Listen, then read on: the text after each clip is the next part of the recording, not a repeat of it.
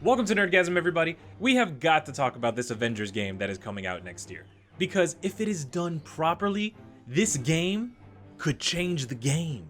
The first thing I want to do is mention the character design. I know that there are fans of the MCU that are, I'm not going to say angry, just disappointed that the characters don't look like their MCU counterparts. And for that, all I have to say is, duh. There was never a chance for them to look like the MCU versions of themselves. Spider-Man PS4 doesn't look anything like Tom Holland, Tobey Maguire, maybe slightly like Andrew Garfield, but that's a stretch. Spider-Man got a lot of flack from the fans and is honestly one of the best superhero games that I have played. So I believe that this game is gonna blow people away with their gameplay, their story, the co-op, etc. Also, thanks to Reddit, you can see how these character designs are not far off from the source material, which is awesome. I think some people forget that the MCU didn't launch Marvel Comics, it was the other way around, guys, come on. Now, on to how awesome this trailer is. I know that fans of any version of the Avengers were asking where the homie Hawkeye is. And even though he wasn't in the trailer, we know that Hawkeye is gonna be in the game, just give it some time. For now, it's really awesome that Troy Baker, the voice of Bruce Banner, is also the voice of Hawkeye on Avengers Assemble. I can actually show you. Me? What about the pickles? Pickles! We do know that this game is going to be very story-driven, but it's not going to be an open world like Spider-Man. Instead, there will be mini worlds for you to travel to and do whatever you're supposed to do. What I'm hoping for, and I don't think I'm alone in this, is that the game will start the MGU, the Marvel Gaming Universe. With Spider-Man saying that the Avengers are on the West Coast, and the setting for the game, they definitely have some fans thinking it's possible. I could totally see this game being connected to Spider-Man because of the 5-year time skip into the future. Spider-Man could make a cameo at some point in the game, but the next Spider-Man game will still take place during the 5 years because it's Sony and Insomniac. Or even, Peter doesn't show up because he's doing stuff in New York and they send Miles from the Spider-Man PS4 game, who has had 5 years to become another Spider-Man. Regardless, it comes down to whether or not Sony is willing to share. And we all know that Sony loves to share, right? Can I have some? No! It's my ice cream, you can't have any.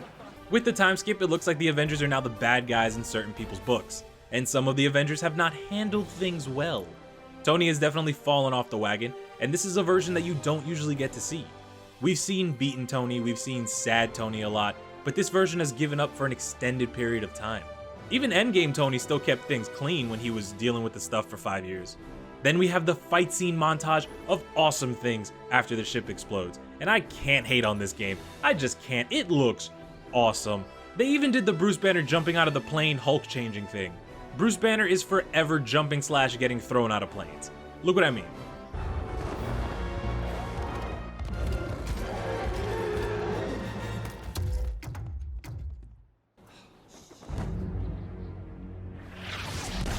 Then there's the screenshot of Hulk versus Abomination, and I am so down for that. I love seeing Hulk fight Abomination, Red Hulk, Maestro, probably you say Maestro, I don't know. The leader, or even his dad. Really, anything that's big, strong, and full of gamma usually spells a good time for the Hulk. The one part of the trailer that I really want to know about, and it's only because it's shrouded in mystery and I'm a basic bitch, is what in the world is this? I know it's huge, so that means that I can hope it's wearing pants, but they really hid the identity here. I was thinking maybe it's a giant man breaking through the floor.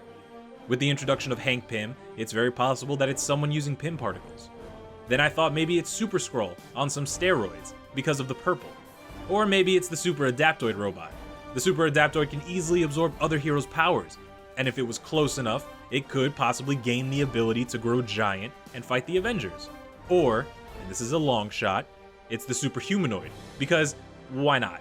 Super Humanoid doesn't get any love these days, and it would be nice to see this plastic robot of evil get some AAA love.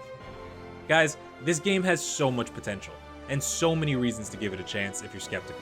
But at the end of the day, it depends on how they treat their fan base, both for Marvel Comics and gamers. I love Square Enix as much as the next person, and I'm not ashamed to admit that I've played games from them that people just think were not good. But I think this game is going to be a headbanger. Marvel has been knocking it out of the park for a while now. So at the very least, I'm gonna trust them to make sure this game is great. Like, I have a choice, right? What was I gonna do? Walk up to Square Enix and be like, here's my list of demands, get it done. Oh, stupid. But let me know what you guys think about the game and the early footage we've gotten so far in the comment section below. If you're new to the channel, make sure to hit the subscribe button and stick around, and check out some of the other videos that we have here. Thank you guys for being awesome, and thank you for the support that you guys show this channel every single day. I love it, I appreciate it, and I hope that one day we can make this channel the bee's knees. I will see you guys in the next video. Goodbye.